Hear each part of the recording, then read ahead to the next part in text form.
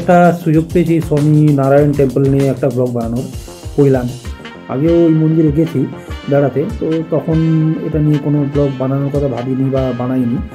তো আজকে 10 ডিসেম্বর আমার একটা স্পেশাল ডে, আজকে আমার জন্মদিন। তো তেমন কিছু হয়নি বাড়িতে, সকালবেলায় ছেলেকে নিয়ে ফুটবল ক্লাসে গেছিলাম, তো তখন বাড়ি থেকে বললো যে চলো আজকে কৈলান মন্দির যাই বিকেলবেলায়। তো বললাম ঠিক আছে চলো।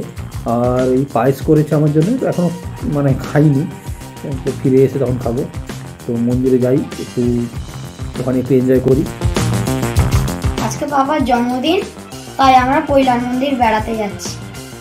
ওখানে গিয়ে খুব এনজয় হবে, আর মন্দিরের স্পেসটা খুব বড়। ওখানে যখনই যাই খুব ভালো লাগে, তাই বারবার যাই। বেরিয়েছি মোটামুটি কটা বাজে, এখন 5টা বাজে। পৌঁছতে কত 5টা 15 মতো হয়ে যাবে, যদি কৈলানের আগেটা জ্যাম না থাকে। তো ওই জায়গাটা একটু জ্যাম হয় কৈলানের, মানে মন্দিরের আগে কৈলানের একটা মোড় আছে, ওখানে একটু জ্যাম হয়। ওটা না হলে মোটামুটি 5টা 15-র মধ্যে পৌঁছে যাব। 5টা বাজে এখন। আর একটু আগে বেরোলে একটু দিনের আলোয় আমার ক্যামেরাটায়, মানে মোবাইলের ক্যামেরা তো, একটু ভালো উঠতো আর কি। একটু এখন সন্ধ্যাবেলা একটু গ্রেন চলে আসবে। আর কিছুদিন শট নিয়ে নেই বা ফুটেজ তুলে নেই, তারপরে না হয় একটা অ্যাকশন ক্যামেরা নেব। তার আগে একটু সেট আপ রেডি করতে হবে, হেলমেটটা রেডি করতে হবে। অনেক কিছু কাজ বাকি আছে, মানে অনেক কিছু সেট আপ করার কাজ বাকি আছে।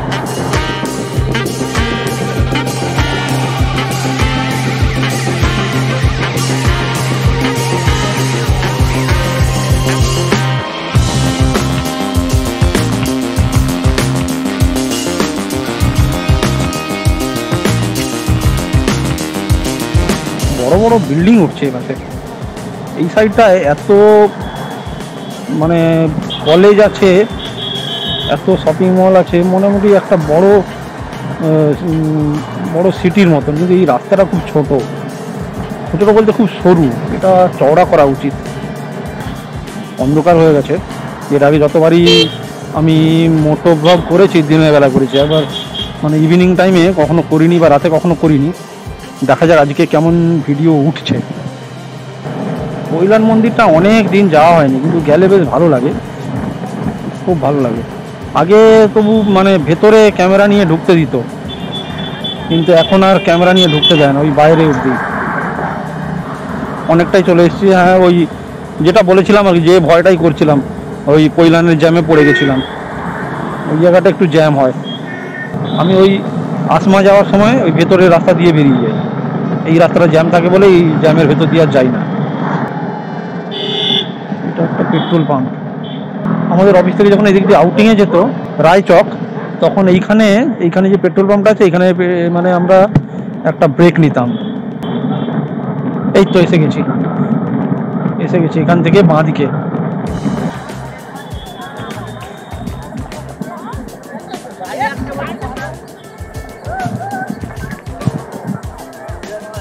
কোন দিকে? ওইদিকে, এই দিক দিয়ে। গাড়িটা এবারে পার্ক করতে হবে।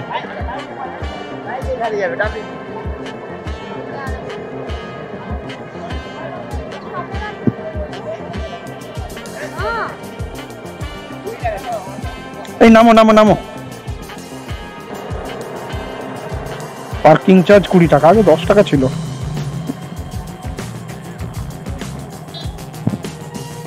ঘুরিয়ে রাখতে হবে। নাম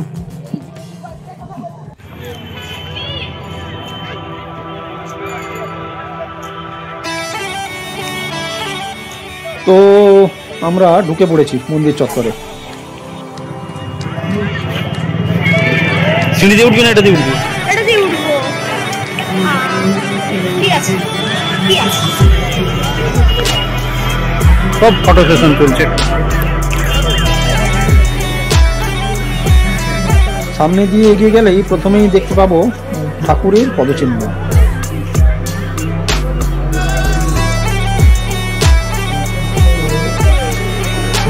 টাকা দাও না।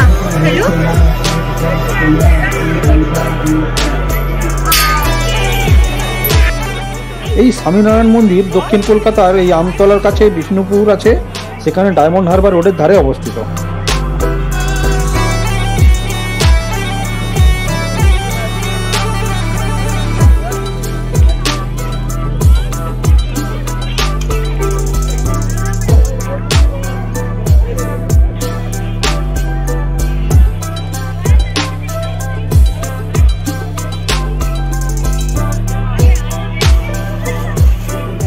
ডায়মন্ড হারবার রুটের যে কোনো বাসে উঠেই এই মন্দিরে আসা যায়।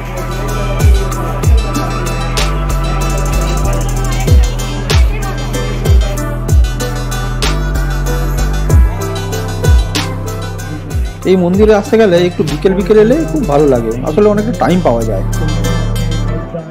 সকালে 8টা থেকে দুপুর 12টা আর এই বিকেল 4টে থেকে রাত 8টা পর্যন্ত এই মন্দির সাধারণের জন্য খোলা থাকে।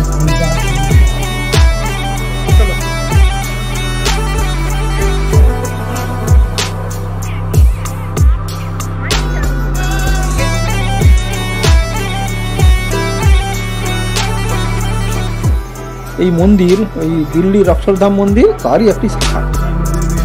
স্বামী নারায়ণের দীক্ষিত মানে যারা ওই স্বামী নারায়ণের শিষ্যগণ তারাই এই মন্দির তৈরি করেছেন। সারা ওয়ার্ল্ডে মোট 1150টি স্বামী নারায়ণ টেম্পল আছে।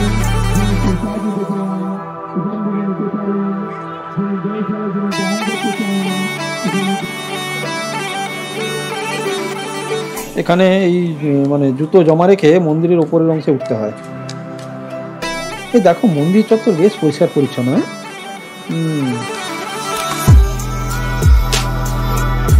ওপরে গেছিলাম আর অনেকক্ষণ ছিলাম, ক্যামেরা এলাও নেই তাই ফুটেজ তোলা হয়নি।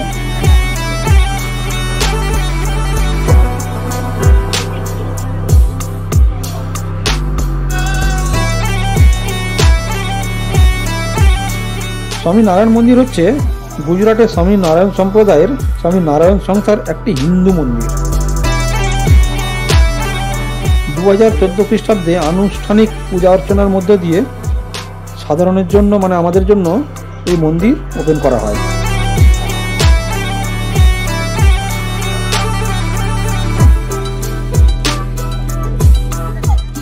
অনেকেই বলেন মানে কথিত আছে যে ভগবান স্বামী নারায়ণ এই 1781 থেকে 1830-এর মধ্যে কোনো একটা সময়ে নীলকান্তবর্ণী রূপে বঙ্গোপসাগরের সাগর দ্বীপে হিন্দুদের তীর্থভূমি এই কপিলমুনি আশ্রম সেখানে দর্শনের জন্য এই দিক দিয়েই নাকি গেছিলেন।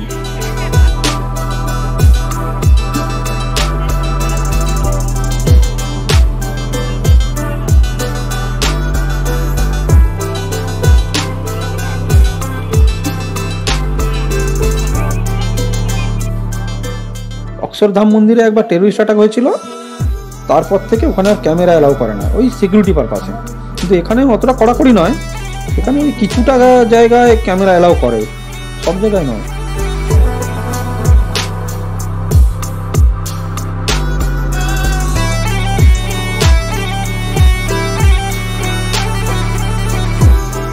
প্রায় 200 একর জমির ওপরে এই মন্দির তৈরি হয়েছে। প্রধানত মার্বেল, তারপর রাজস্থানের গোলাপি আর বেলে পাথর, লাল পাথর ব্যবহার করে হিন্দু সংস্কৃতির ঐতিহ্য মেনে অসাধারণ স্থাপত্য কীর্তিতে মন্দিরটি তৈরি করা হয়েছে। মন্দিরের ভগবান স্বামী নারায়ণ, শ্রী ঘনশ্যাম মহারাজ, শ্রী হরেকৃষ্ণ মহারাজ, রাধাকৃষ্ণ, সীতারাম, হনুমানজি, শিব পার্বতী এবং গণেশজি পূজিত হন।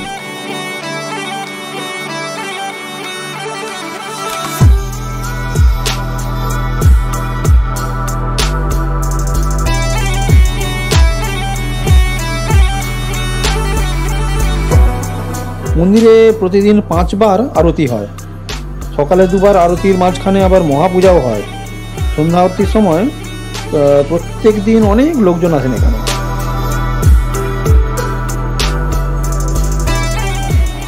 মন্দিরের চত্বরে ডান দিকে একটা ক্যান্টিন আছে।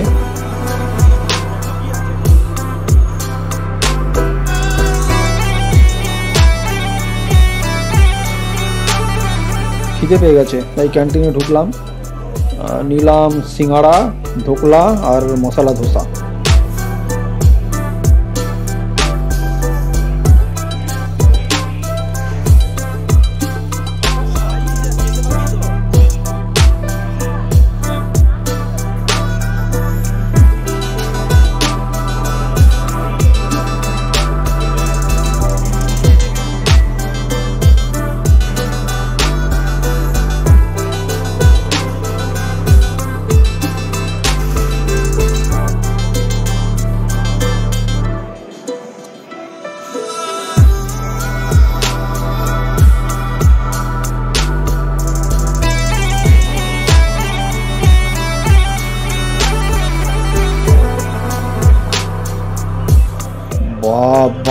তো সিঙ্গাড়া নয়, পুরো রাম সিঙ্গাড়া।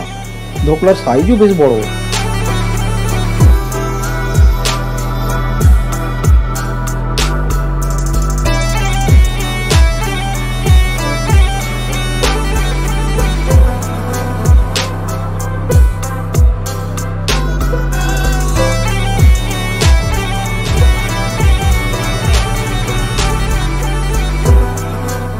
মশলা ধোসা, সিঙ্গাড়া 2 পিস 30 টাকা, ধোকলা 2 পিস 25 টাকা, আর মশলা ধোসা 90 টাকা।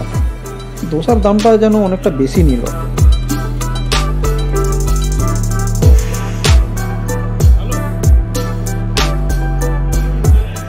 ক্যান্টিন থেকে বেরোলেই সামনে আছে একটা গিফট সেন্টার।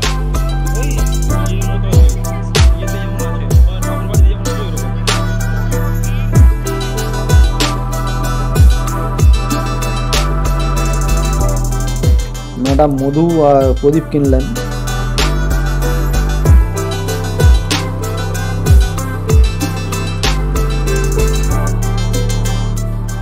জিনিসগুলো আমার খুব একটা ভালো লাগেনি, তবে এখানে অনেক আয়ুর্বেদিক মেডিসিনও আছে।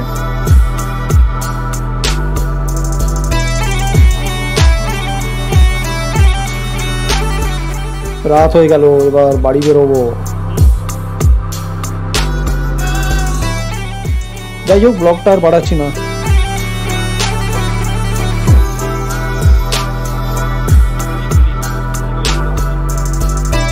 অনেকক্ষণ এসেছি, ঠান্ডাও লাগছে।